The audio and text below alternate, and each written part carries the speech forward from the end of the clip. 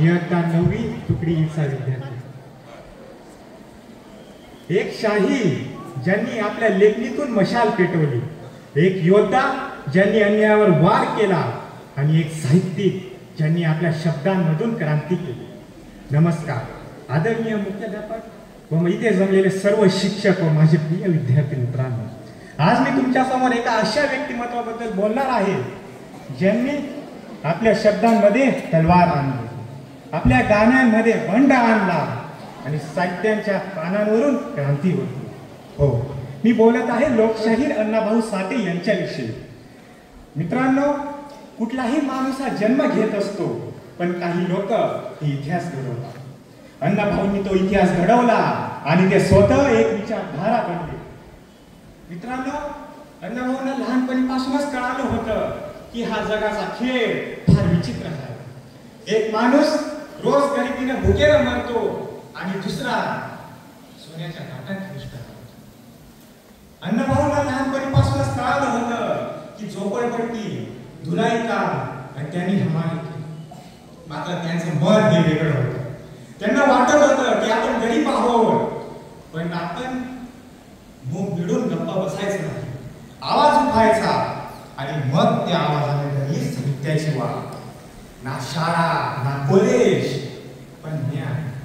त्यांच्याकडे माणसांची पुस्तकं होती. मित्रांनो, आज आपण शाळेत जातो, इंग्रजी बोलतो, मोबाईल वापरतो, पण अण्णाभाऊंनी काय केलं? ते गटाराजवळ बसून चाळीतल्या आजींना ऐकत लिहायचे त्या सर्व बायकांची दुःख, मोलकरणींचे अश्रू, आम्हालांचे श्वास आणि भंगलेल्या स्वप्नांचे एक नंतर एक ते चित्र रेखाटत केले. अण्णाभाऊ म्हणायचे की माणूस मेला तरी चालेल, पण माणूस किती जगलीच. मित्रांनो, त्यांच्या या संघर्षमय जीवनातून त्यांनी संपूर्ण जगाला प्रेरणा दिली. ते काय फक्त भारतापुरता मर्यादित होते असं नाही, रशियातही त्यांचा बोलबाला होता. त्यांना रशियात भारतीय गोरकी म्हणून ओळखले जायचे. त्यांचे कैक साहित्य रशियात भाषांतरित आहे. संयुक्त महाराष्ट्र लढ्यातील त्यांचा मोलाचा योगदान होय. ही केवळ एक राज्य निर्मिती चळवळ नव्हती, ही होती महाराष्ट्र मराठीची भाषा, संस्कृती आणि अस्मिता याची लढाई होती. लावण्या, पोवाडे या लोककलेचा प्रभावी वापर करणं कोणी केला? अण्णाभाऊ साठेंनी केला.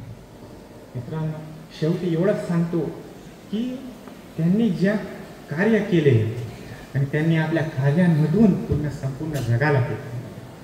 शब्दों से जिसने जलाई आग, भीक नहीं हक्की बताई बात.